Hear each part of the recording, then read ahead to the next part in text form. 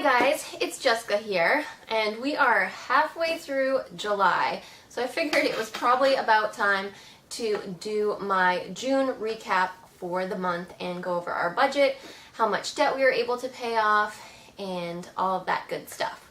So I have some notes here. I'm just going to take a look at them to stay on track. The first category is groceries, and I was actually under by $30 on groceries this month. What I have started doing, which you will see next week in my grocery haul video, I have started shopping for 2 weeks at a time. So when I go to the grocery store, I get everything that I will need for 2 weeks. I was always really intimidated to do this. I don't know why. I just didn't think I could do it for whatever reason. This was my first 2-week trial run, and it went really, really well. I still had vegetables at the end of the week to use. Nobody went hungry. I didn't have to go back to the store. I did only make it 12 days, so I was 2 days short. But for my first trial run, I didn't think it was too bad. And I would love to know down in the comments below, if you do 2-week grocery hauls, do you have any tips or tricks on how to get things to last the whole 2 weeks? Or any other advice? I would totally appreciate it. I'm a newbie to this, but it has definitely made an improvement in the amount of money we're spending on groceries. Since I'm going to the grocery store, I'm spending less. It's working out really well, so I'm going to continue to do that for as long as it continues to work for our family. Our car insurance has also gone down $25 per month. I'm not sure why that is. I didn't call my agent. It just reflected in the bill that now is $25 less a month, which means that's $25 additional that we have to put towards our debt. So that was exciting. If you watched my May recap video, you will know that we are having a nightmare with our well. We had our water tested like we do every spring, and this particular sample showed coliform. We actually had it tested twice, so both samples tested positive for coliform. Luckily, it didn't test positive for E. coli, so we got an extra paycheck last May, which I have been hanging on to just in case the worst case scenario comes true and we need to replace our well. So in regards to that whole process, we have since shocked the well, and after you shock the well, you have to wait 2 to 3 weeks to sort of let all the chlorine work its way out of the system, and then you have to retest. So we are a week out on being able to retest. Once we retest, hopefully there's no coliform present in the water, and if there is, then we are going to have to look into the situation further and see if there's a crack in the well. We've already checked the well cap and the seal, which seem to be fine, so I'm just crossing my fingers that shocking the system will do the trick and we won't have to worry about it any further. But like I said, I still have that money from our extra paycheck in May. I'm desperately hanging on to that, hoping that I will be able to put it towards our debt, but in the meantime, it's in a sinking fund for in case we have to replace the well. Fingers crossed we don't have to do that.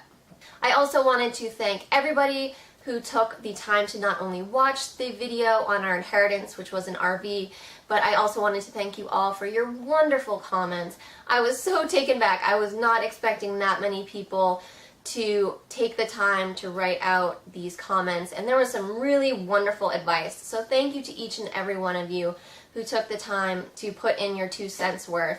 I went through every comment, and my husband and I are still in the process of talking it out, but we should know in another couple weeks sort of which direction we are going to be heading, which is either going to be fixing it up and keeping it, or obviously selling it for a profit and making a large dent in our debt. It's sort of a cost analysis type thing, so we're going over numbers, and I will keep you guys all posted on that. But thank you again for your overwhelmingly wonderful advice and comments. It really, really meant a lot to me. So that brings us to the total numbers for June, which my husband has been working his butt off this month, working overtime and selling parts. So we were able to step it up and pay off $1,600 this month. So I will go ahead now and show you our debt-free chart. So this is where we were as of last month, and now we are up to $53.29. So 53. So I get to color in 2 lines this month.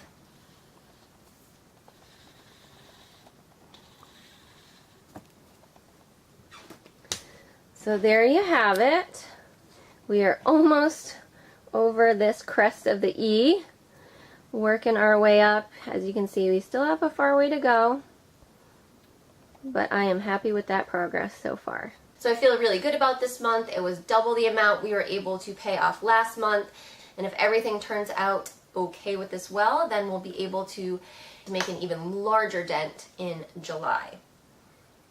So that brings us to a grand total of $5,329 that we have paid off since the beginning of our debt-free journey in April, which I think is awesome. I'm so happy with that progress. I know we still have a far way to go, and there's probably going to be a lot of other bumps in the road, and this is certainly a time of the year when we have more of an influx of money coming in, extra money coming in, so towards the end of the year that will slow down.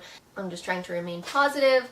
We are making headway. We are paying off debt. In the next month or two, we are going to be paying off our Discover card. We are this close to doing it, so that will be a huge accomplishment, just to have one credit card completely wiped out.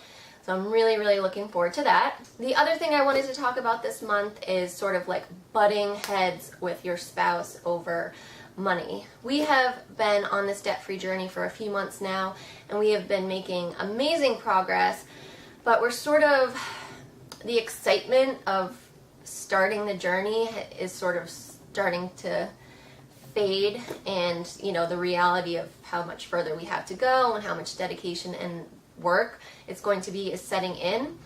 So I am the primary budgeter. I sit down every month and do out the numbers myself, and then my husband gets his personal money and gas money and that type of thing. I essentially just say, here is what you have for the month. And he's sort of getting frustrated because there's things that he wants to purchase, whether it's for the house or for whatever it may be, and he's coming to me and I'm saying, you know, there's no money, you know, it's not budgeted for. So he's getting frustrated because he's working all these hours and he, you know, feels like he deserves it, which he does. He, you know, busts his butt all week, but I'm the one that's looking at the numbers. He doesn't sit down and look at the numbers with me. So he's getting frustrated because he's working so hard and he feels like there should be some compensation for all that hard work that he is doing, which I agree. So anyways, we're sort of butting heads a little bit. His and Her Money did a really great video about a month ago, which the timing couldn't have been more perfect, which just spoke about their financial journey and how at the beginning of their journey they were in a very similar position that my husband and I are, and they just sort of talked about how they overcame it, and it really resonated with me, and like I said, it couldn't have come at a more perfect time. So my husband and I watched it together, and since then we have agreed that we will sit down together, you know, once a month and go over the budget together so that he's looking at the same exact numbers that I'm looking at. So I'm hopeful that that will sort of resolve any resentment or sort of issues around money that we're having right now. So let me know down in the comments below if you have any advice or if you had a similar experience with your debt-free journey and sort of not seeing eye to eye with your spouse. I would love to hear your opinion. So that wraps up the month of June, and I will be back in another 2 weeks updating you on July. My apologies. June just sort of got away from me. I can't even believe it's halfway through July. This summer is flying by. Thank you so much for watching, and I will see you guys in my next video. Take care. Bye, guys.